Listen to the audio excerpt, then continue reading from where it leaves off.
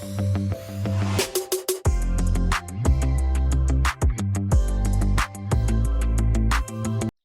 guys, it's Megan, and in today's video, I'll be showing you a few DIY gifts that you can make this year. This video kind of has two parts to it. The first part is me showing you how to do a couple of DIYs just like I normally do, and in the second part, I thought that it might be helpful to give you some more ideas of stuff that I've personally made in like previous years, if that makes sense. Like some of them I have videos on, some of them I don't, but they're just like extra ideas. So yeah, let's just get into it. So this first project is something that I made for my dad. It's this deer-themed photo hanger. My dad is always asking me to print out pictures that he takes of these deer in our backyard. Apparently this is like an impressive deer, I don't know. But I thought it would be kind of cool to make him a place where he could put them. So I took a piece of scrap wood and stained it with this dark brown color to match the desk in his office. And you could modify this project for just about anyone in your life. I've seen a bunch of these like grandkids signs for like grandmas to hang pictures of their grandkids, and I've also seen art-themed ones to display kids' artwork. There are also these ones with hooks to hang medals from, or you could use the hooks to hang jewelry. And you can decorate these however you want. I combined a few images that I found online to create this little nature scene with deer in it. Usually these types of signs have some kind of like saying, but I could not think of any. Most dads that I know, my dad is not really a live, laugh, love type of guy, so that's just what I did. I cut my image out of this Dollar Tree contact paper using my Cricut machine on the vinyl setting. I picked up the contact paper with some transfer tape and transferred it to the top of the board. Then I covered it with a layer of Mod Podge. This is a hack that I saw on Pinterest, and apparently it's supposed to help the paint not bleed under the stencil, so we'll see. I let that dry, then added a coat of white acrylic paint. If you don't have a Cricut machine, you can definitely paint something by hand. What I would do is I would print out the design and color over the back of it with a pencil, and then trace over your image so that it's transferred onto the wood that way. But once the paint dried, I carefully peeled off the stencil. The Mod Podge technique actually worked surprisingly well. I only had to touch up one little spot, but that was kind of my own fault because I thought there was contact paper there. There was not, so I kind of scratched the paint, but it's all good. Next, I took 2 eyelet screws and put one at each corner on the bottom. With these, you just use a hammer to get them started, then twist them into the board. Then I took a piece of string and tied it to each eyelet screw with a triple knot. I tied another piece of string to the 2 holes that I drilled earlier. This will be used to hang the sign. I put some hot glue on each of the knots that I made to make sure that they were secure, then cut off the excess string. I added a few mini clothespins to the bottom string to hang photos from, and that was it. So here's how the finished project turned out. I think that it turned out pretty good. Hopefully he likes it. I'll have to update you guys. But this project was great because I already had everything that I needed to make it at home. I used a similar technique for this next project. This one's gonna be for my parents. Right now they stack up their mail in old Amazon boxes, and I thought it might be nice to have something a little bit more permanent. For this project, I used this wood bin that I got from Hobby Lobby, some wood stain, contact paper, and acrylic paint. I started by taking the handles off the bin, then I began staining it. Since this was sort of big, I stained it in sections. With wood stain, you have to wait about 10 minutes before wiping off the excess. So I did the inside, waited 10 minutes, wiped it off, did the outside, waited 10 minutes, wiped it off, then did the bottom, same thing. And again, just like with the first project, there are a lot of different ways that you could decorate this.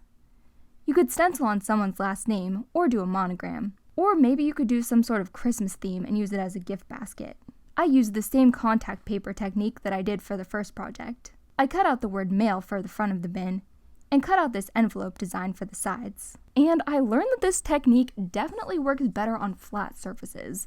I filled in the envelopes on the sides, no problems, but I did not really think about these ridges on the front of the bin. And as you can see, when I tried to fill in the stencil, I kind of missed some spots. So I went back and filled them in with a small paintbrush. But since this had the ridges, some of the paint did manage to get through, and the stencil wasn't as clean as I would have liked.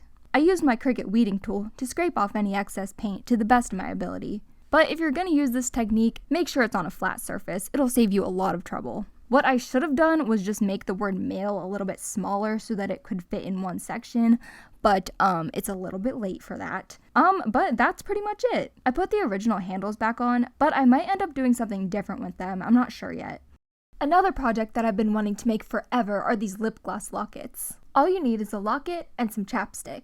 I just used an old one since I was making it for myself and it didn't really matter, but obviously if this is for someone else, you should definitely get a new one. And this chapstick has been through it. As you can see, I left it in my car and it kind of melted, but that kind of made it perfect for this project. First, you're going to need to melt the chapstick. You can do this a couple different ways, but I transferred my chapstick into this silicone cupcake liner and melted it on top of this mini pancake maker that I have.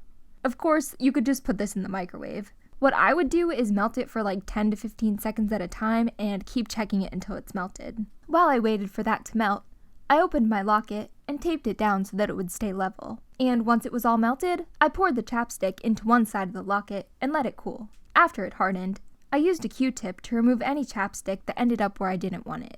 Then I remelted the chapstick, taped down the other side of the locket so that it would stay level, and filled up that side. You don't have to do both sides, but I just wanted to. Again, I used a Q-tip to remove any excess. I also used an X-Acto knife to dig out any chapstick that got near the clasp or the hinges. And that's basically it. I used a jump ring to attach my locket to a chain to make a necklace. But you could turn this into a keychain as well. So here's how the finished locket turned out. I think this is so cute, and it's the perfect project for winter. So those were all the projects that I had time to make this week. But if you need some more ideas, here are a few things that I've done in previous years. Okay, so last year was my sister's first year of college, and she asked me to make her a sweatshirt with the name of her school on it. Obviously, I can't show it, but what I did was I cut out the name of her school out of iron-on vinyl, and then I embroidered little flowers all around it. She picked out the colors that she wanted for the flowers. I actually have a video on how to do the flowers, and I'll link that in the eye, wherever that is. But she really seemed to like that. I feel like whenever I talk to her, we FaceTime, and half the time she's wearing that sweatshirt. So I think I did okay with that one. Another thing that I made for my mom a couple years ago were these Harry Potter themed pot holders. And obviously you could make this with whatever fabric that you want to match whatever the person is interested in. But again, she seemed to like those. She uses them, so I'd consider that a success. And another thing that I made for my mom, which I made last year, was this little gnome decoration. I thought this came out really cute. It has these little hands that you can change out depending on what season it is. I also made one for my grandma, and hers I made it into an angel instead of a gnome because she collects angels. I don't have a picture of that one, but I have like the file. If you want it, I will link it in the description. And another thing that I made for my grandma like a long time ago was one of these clothespin wreaths. I remember it was from a Bethany Moda video. It's been a while, but she still uses this every year to like hold her Christmas cards. Another good idea are these custom tote bags. I made this one by cutting a stencil out of freezer paper using my Cricut and filling it in with fabric paint. These are kind of nice because they can be used as gift wrap. Something else that's super easy are these little canvas zipper pouches. You can get a pack of like 10 of them on Amazon for about $7 or $8 and customize them however you want. Also, these UV resin pens. These were pretty easy to make and you could customize them however you want. And the last idea is DIY jewelry. I've made quite a bit of jewelry this year and I have a bunch of supplies left over. That's actually what my sister asked for this year, was like jewelry. And I don't know if I'll have time to do it, but I thought about making her like a little advent calendar with a bunch of jewelry inside. I don't think I'll have time to do all 24 days, but maybe I could do a 12-day one, I don't know. But yeah, those are all the DIY gift ideas that I have for you guys. Make sure to let me know in the comments. Are you planning on making any DIY gifts this year? So thank you guys so much for watching. I hope you enjoyed this video.